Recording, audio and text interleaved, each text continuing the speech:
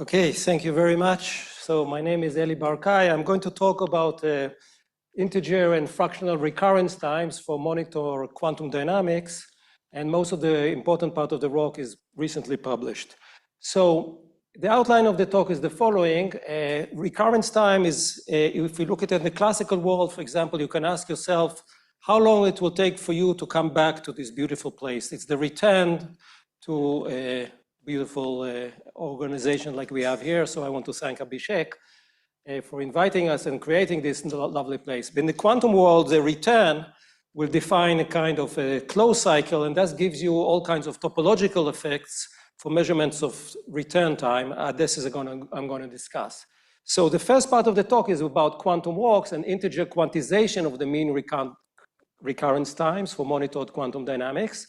And this is a beautiful paper derived by Grunbaum, Velasquez, Werner, and Werner at the Communication of Mathematical Physics. So we are going to use this and extend it.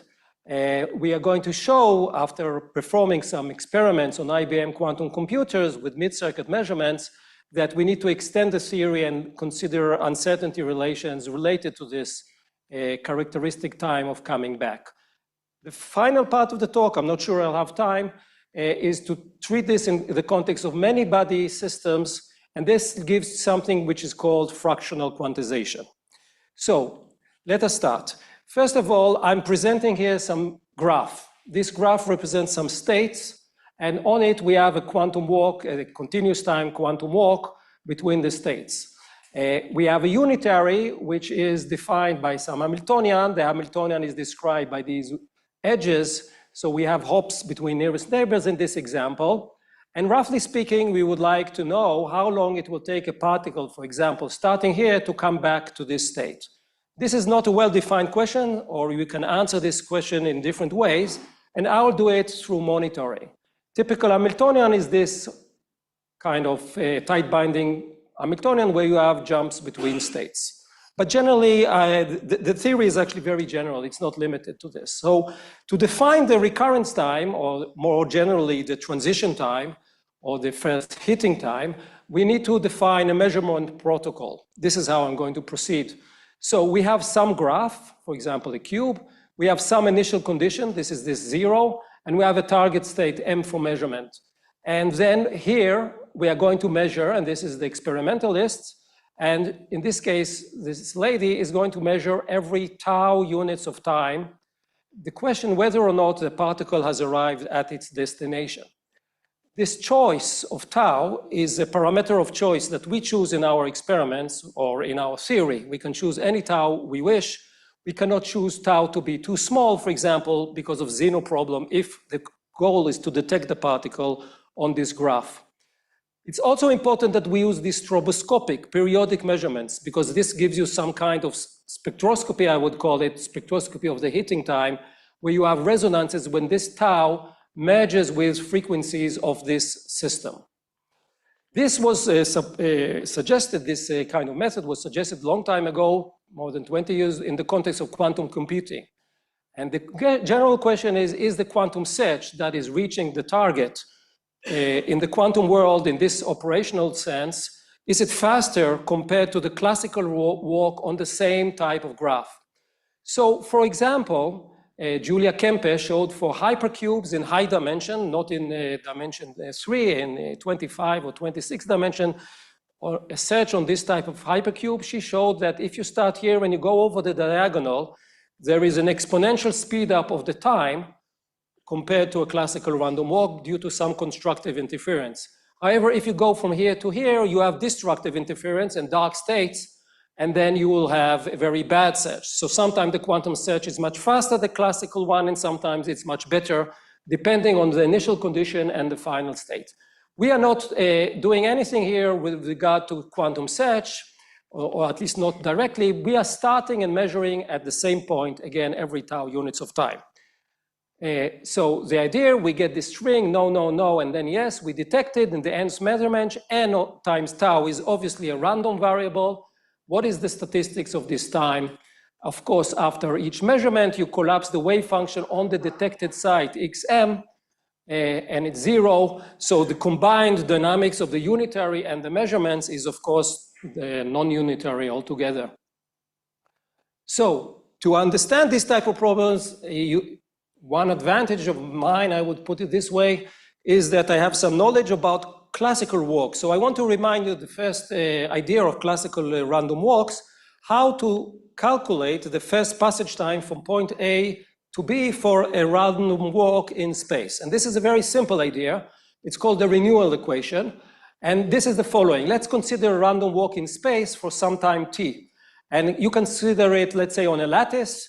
And okay, the propagator from here to here will be, in the long time limit, something like a Gaussian. We all know how to calculate this probability of transition. Now consider the path itself. This path, I'm going to decompose it into two parts. The first part starting here and ending at the target, the final state here. So I start here and end here.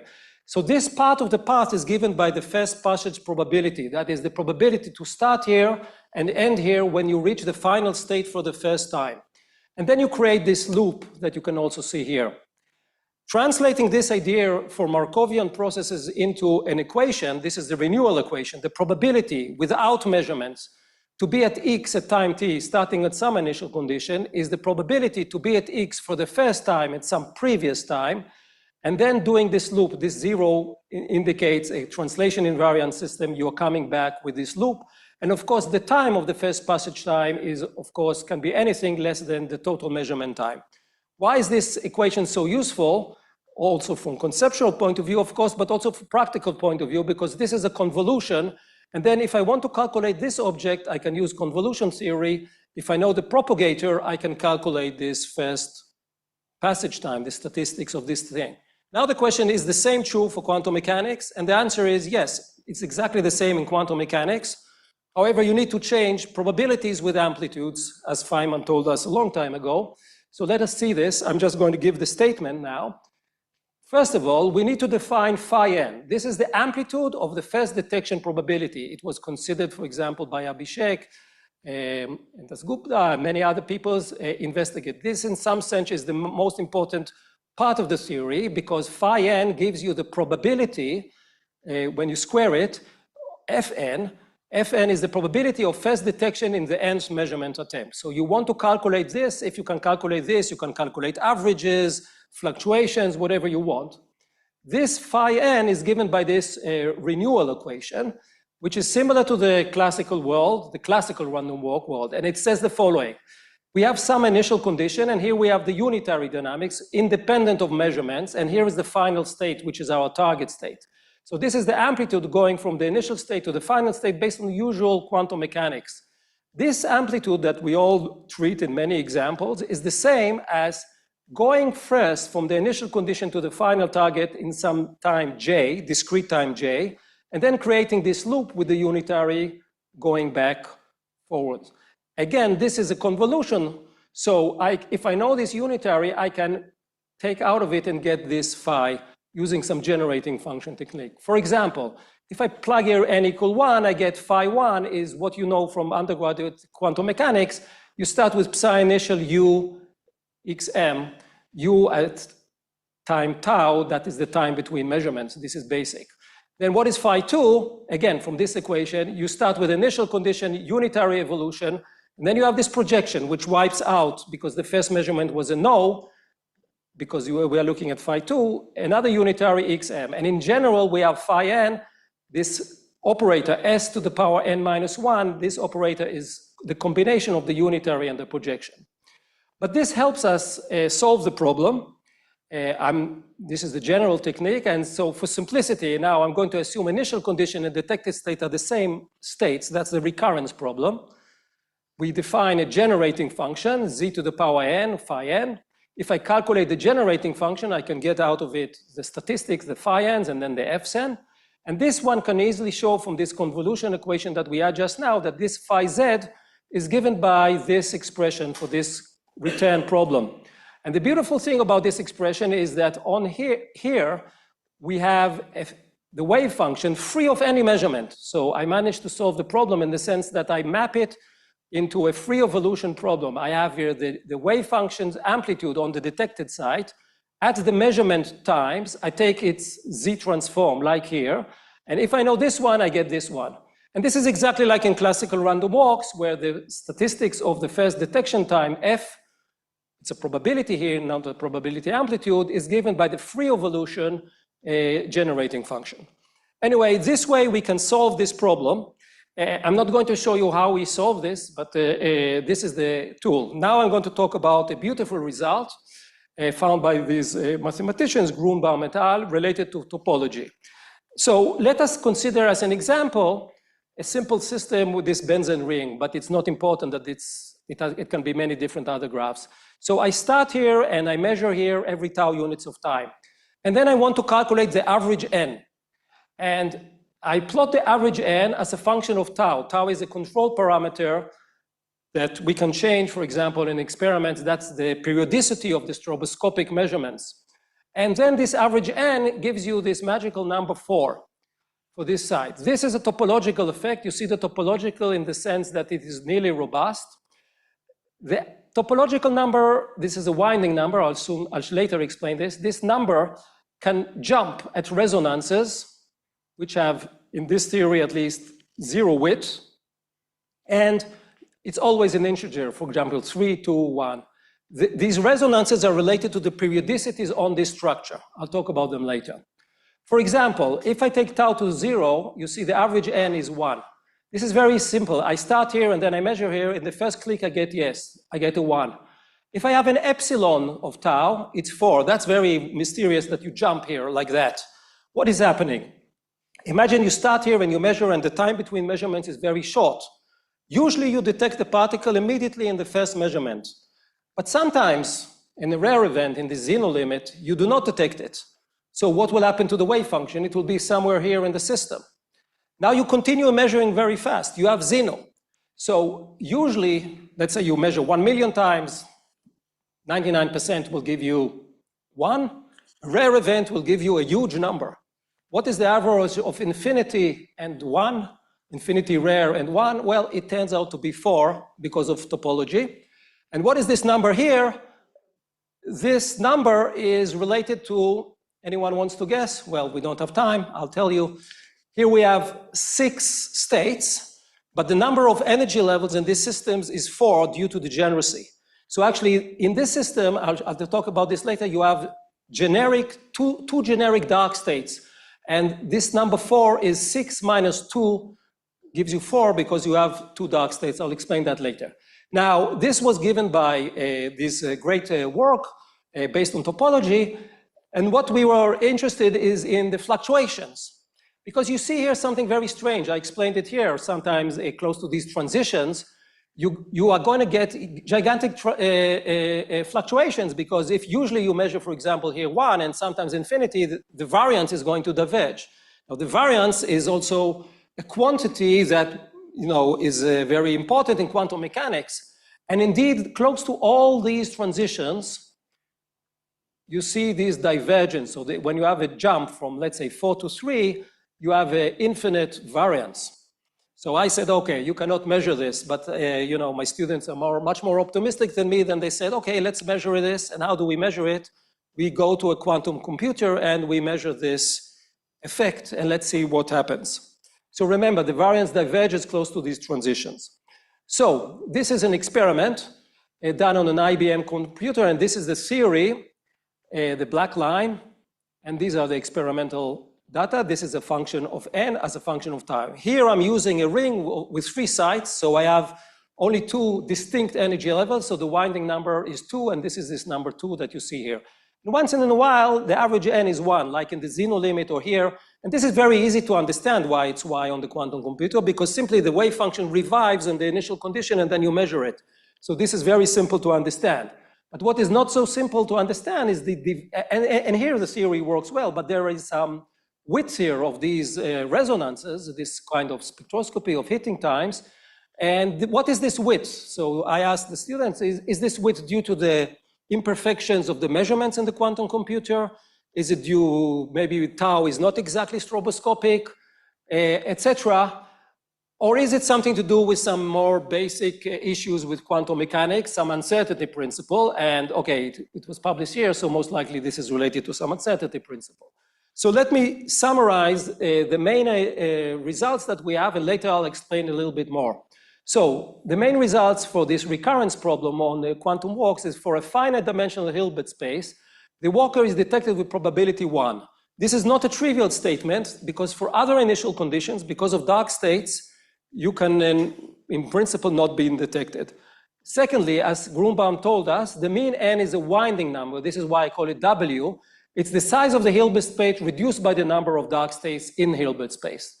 At resonances, the number of dark states changes. I call it a dark-on. So when you saw these resonances here, usually you can say, okay, in optics, the photon is emitted or photon is absorbed in this resonance. Here, what is created is a dark state. That's the quasi-particle in some sense that is describing this phenomena. And then, as I mentioned, the variance diverges, and we are going to quantify it by some time energy principle. Actually, there are three types of relations. But to understand this, let us understand what exactly is done in these quantum computer experiments on the cloud. It's not that I cannot do any experiment. It's far away experiment, right? The number of measurements is limited. Hence, we collect strings of size TR. R is for the resetting or restarting of the measurement. In our experiments, for example, TR will be 20. So what do we get? We get a sequence of measurements. The biggest string will be 20. No, no, no, yes. Okay, here n is equal 4. In the rare events, we get no, no, no forever, no detection. And then other cases, let's say we get 3. And then we average while we condition on these no detection events that are rare events, maybe 5% of our samples, and we just throw them away. So what we are actually measuring is the conditional n, conditioned that we did get a click yes in our measurement. For example, if I die, then I most likely will not come back to Bengaluru, right? I mean, it's obvious. So what are we actually measuring is the average n is Fn, that I can calculate with the renewal equation, time n, but you have here this time TR. Now, usually, if TR is much bigger than the average return time, let's say the average is, let's say, 1 or 2, but TR is 1,000, you don't care about this time. But close to these non-analytical points, this time TR is very important. You cannot ignore it if you are looking at these resonances because of the singularity of this transition in the idealized theory. So what is the main result? For the transition n, this is the winding number to W minus 1, define the fluctuations. Again, I can calculate these fluctuations from the renewal equation, or I can do a theory that will come soon. This is the variance, the exact variance. Then the conditional mean that we actually measure in these experiments is this winding number, for example, 2 or 3 or 4. And given by this expression, so this depends, this exponential depends on TR over the variance. So what is happening here? When we are exactly on resonance, so we choose tau when you have this periodicity of these quantum dynamics, variance is infinity, as I mentioned. And then if TR is finite, and it's always finite, then you get here 0. This is going to be 1,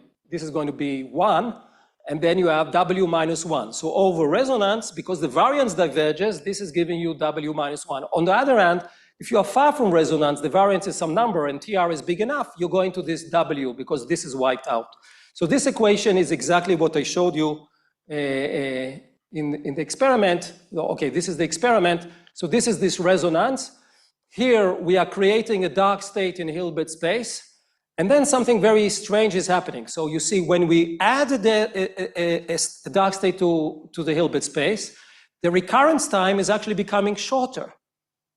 Usually you would think if I add dark states, it will become longer. It's the opposite. So this is like the following. Let's say I have a room. I lose my keys in this room, and I give you a deal. I'm going to divide the room into 2. That's the dark states and the bright states. The return initial condition is in the half of the room where the keys are, and then when you divide the Hilbert space into 2, the recurrence time becomes faster while creating dark states. So dark states actually help you find faster. Here I go from 2 to 1. This is the experiment. This is the width. When I increase the measurement time, TR, this will become smaller. I'm cheating a little bit because if I increase it too much, I will bump into noise issues and all kinds of things that I don't want to discuss Here we can talk about them a lot. Actually, this is also very important, the noise and imperfections. So now let us go a little bit deeper into the theory to understand this, just a taste of this. What we need to analyze is this survival operator, S of tau. This describes one unit in the propagation. We have many of them. First, you have a unitary dynamics, and then you have this projection saying that, okay, we did not record the particle. We did not, sorry, the state. I'm a classical guy, so I say particle. You do not record the particle. So obviously this operator is a combination of a unitary, but altogether it's not a unitary. Now, the unitary, it's well known that the eigenvalues of it are exponential of minus I energies times tau on the unit circle. The eigenvalues of this operator are either on or inside the unit disk. Yes. So what is happening here? Of course, these phases, you can move them by changing tau. Now, so what we care about in these type of problems are the eigenvalues of this operator. Now, close to the transition, close to the W to W minus 1, the W is the number of eigenvalues here inside. This Fn, when n is large, decays exponentially with some Zm. Zm is these eigenvalues of these operators. Now, what is happening? One of the eigenvalues, the biggest one, is the most important one, because it's just described the slowest decay in the system. Eventually, it's going to win. That's winning. And then what happens here is that only the largest guy, Zm, is important in our problem. Now, close to these transitions, these resonances that I showed you, this Zm is approaching 1. So this eigenvalue is going to the unit circle, and when it's going to be on the unit circle, that is a dark state, actually. How do I know that this is a dark state? So it's very easy to show this is a dark state. It's a linear combination of two stationary states. Each one of them have a different phase in general, but let us assume that the phase of the two energies, two states, are the same. Then if I look at this linear combination and I multiply this by xm, then I get E1 xm, xm, E2, E2 xm, xm, x E1. This will always give you 0. And in addition, these are energy states, so they are stationary states. So obviously this state can never be detected. So what is happening here when the eigenvalues, these type of eigenvalues of the unitary matrix, they merge on the unit disk, you are creating a dark state, this dark state in the Hilbert space, and then this eigenvalue is approaching the unit circle. When it's on, it will be a dark state proper, and this is controlling the transition, and we can forget about all the other states in the system, and there's only one eigenvalue, which is important, the largest one. And in addition, we can construct a perturbation theory where the perturbation parameter is the difference of this circle, this delta. Okay, this is on the nutshell, and then using this, we could prove three relations. The first one is the following, that the average n that you measure, conditional m, is given by this eigenvalue. If you can calculate this eigenvalue, and again, it goes to 1, this expression gives you this transition from W to W minus 1. Again, if Zm is equal 1, all this guy is going to be 0, then it will have W minus 1. While far from resonance, this will be W.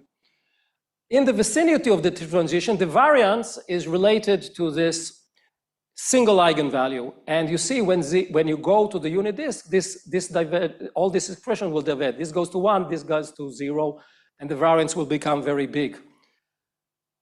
And because of this relation, I can define what I showed you before, the relation between the average n and the variance.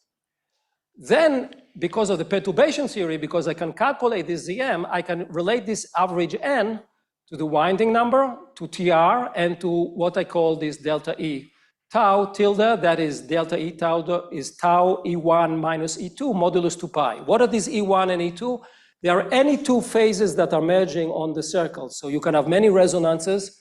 And once you have this, this is a relation between the energies of the merging phases and the average n. And here we have a prefactor, which is related to the overlaps, this lambda. So this is the result. How long do I have? Okay, so let me briefly explain what is the theory. We have this phase detection amplitude, as I explained before. You have this s to the power n minus 1 times the initial condition, and then a combination of unitary and measurements with some simple, we need to calculate the eigenvalues of this matrix S, and with some simple algebra, we show that this is related to the resolvent, which is well known. But here we define the target states xm, xm. So we need to solve this equation equals 0. And then if you take this state as a linear combination of energy states, just expanded in a full basis, you can easily show that this resolvent, and this is also well known, is this pk. Pk is the overlap between the target state and the energy states over z minus epsilon minus ek tau. And this is equal 0. Now, a very useful trick from our point of view, this is all known from the paper of Grunbaum, is to think about these as charges and to think about this as a force field. So I can map the problem of finding these eigenvalues, z as different eigenvalues, onto a classical charge theory. And this is briefly discussed here. This is how we solve it. We take the phases and we put them on the unit circle.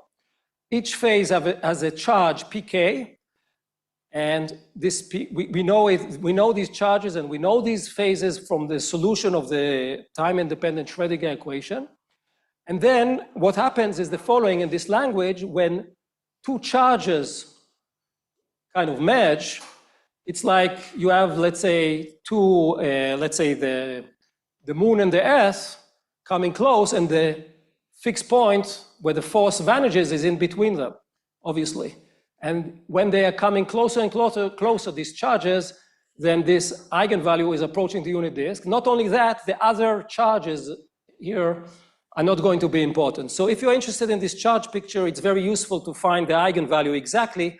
And with this, we can relate it A to this distance delta, which is related to the phases only, and to the overlaps, which are the charges. And from this, we get the variance, it's given here. And from that, we get everything. Just to summarize this very briefly, maybe that will be the end of my talk.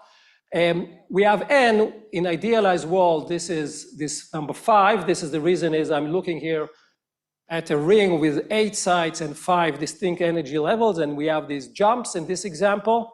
Here I'm showing something new. I'm showing you the generating function, not on z, when z is equal exponential I theta, and this is theta, and it's winding.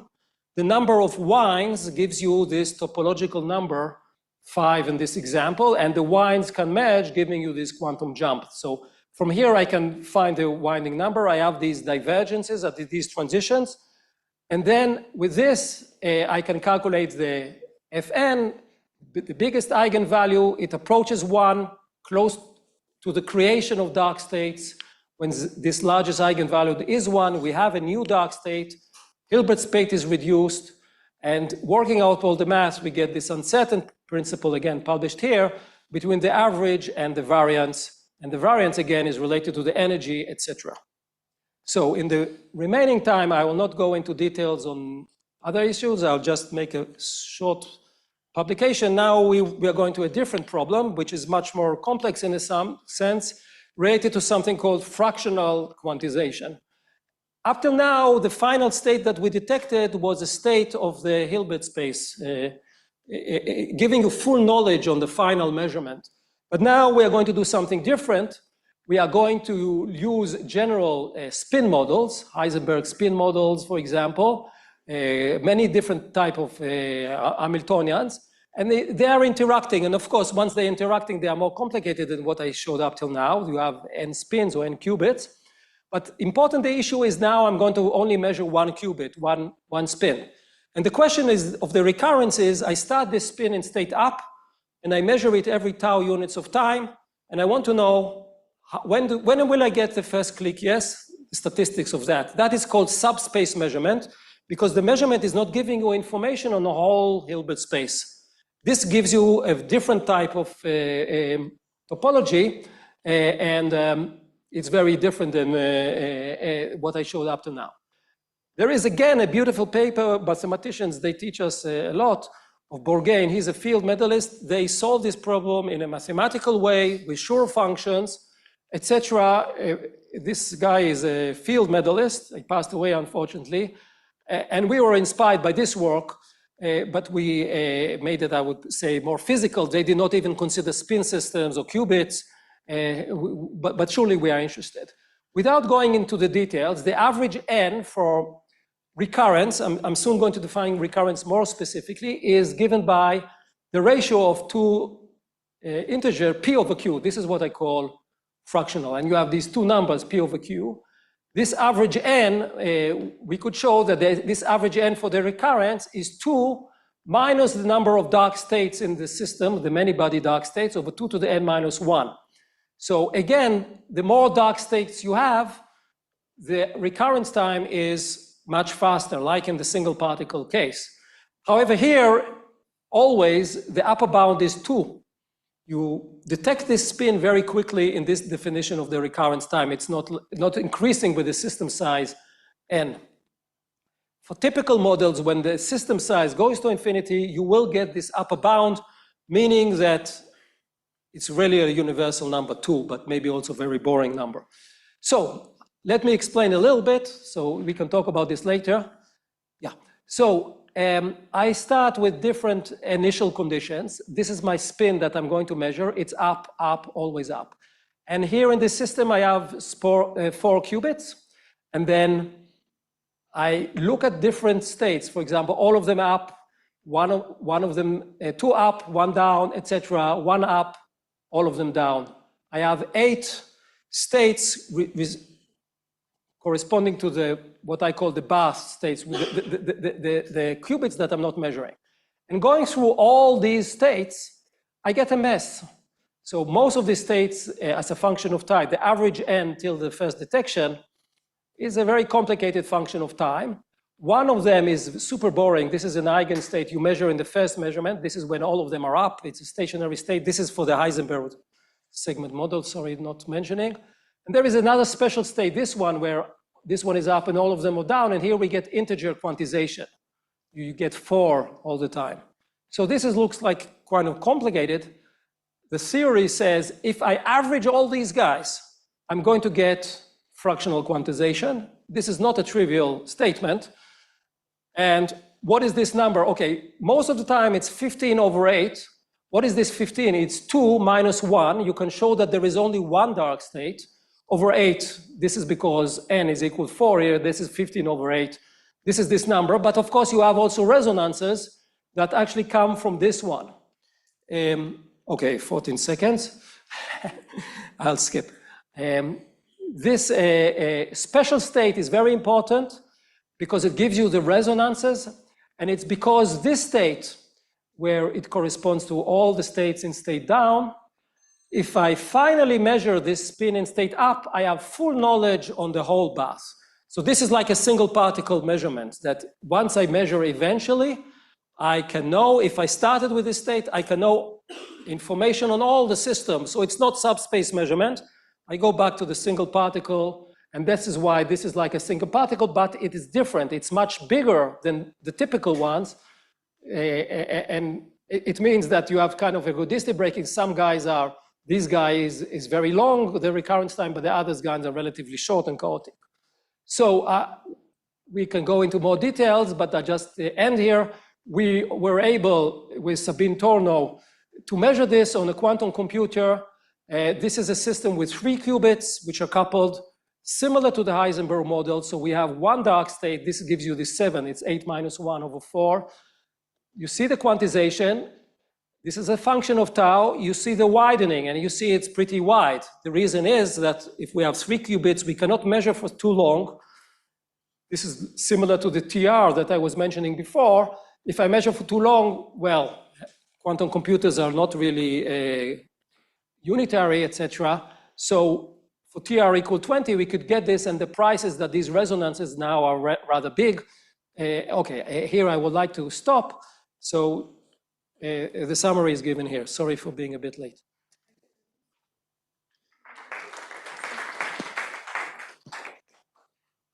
Yes.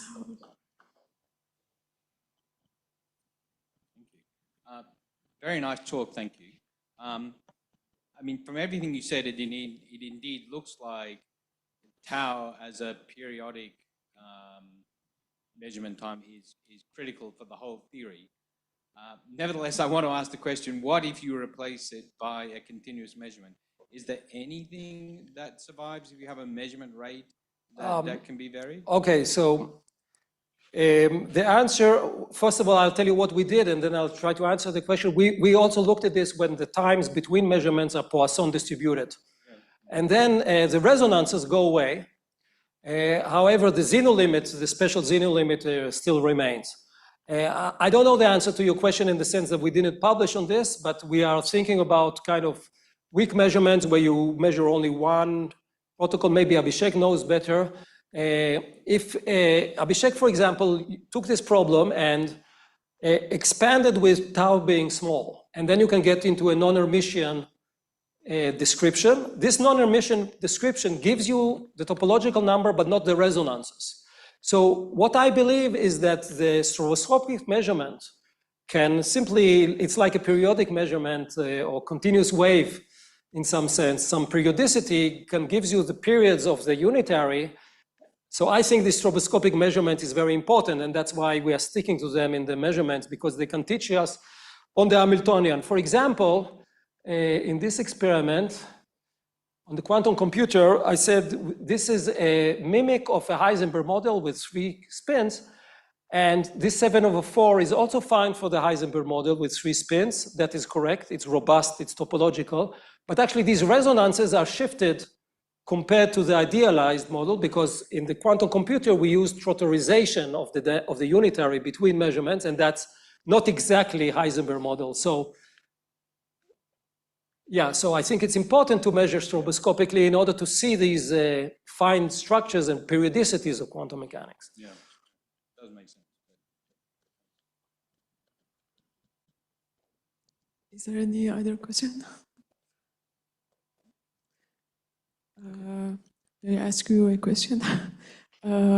So I was wondering to know if, for example, adding different darker states, how, if you increase the number of darker states, how everything, how the study can be changed?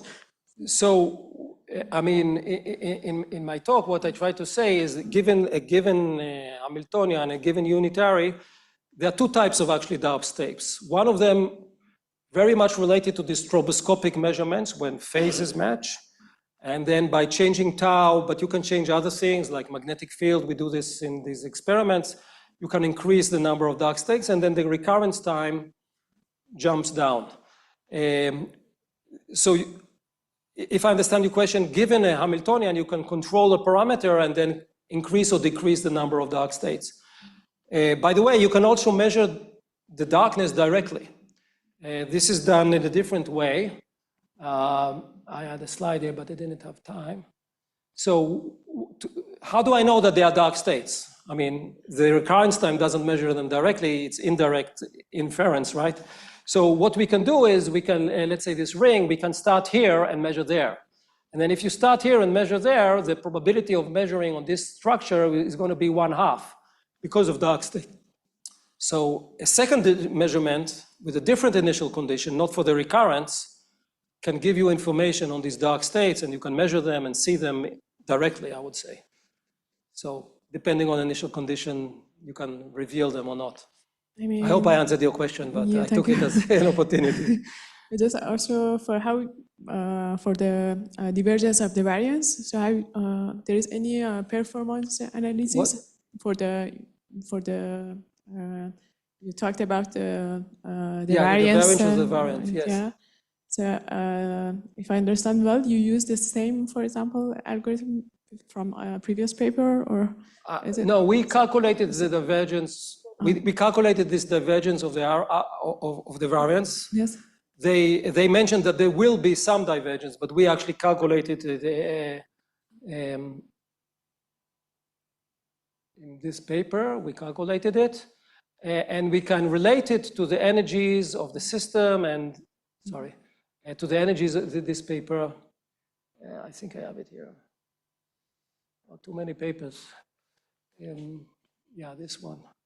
Large fluctuations of the quantum affairs with time. So we could relate it to the energies of the two merging charges and things like that, and then we have precise information, how big is the variance close to this transition. At the transition point itself, if you are really particular, it goes up and diverges, and at the point itself, there is a variance, but it is discontinuous. There's a point there, but that's a different story. Yes, thank you very much. If there is no more question, let's thank Eli again for the nice talk. Thank you.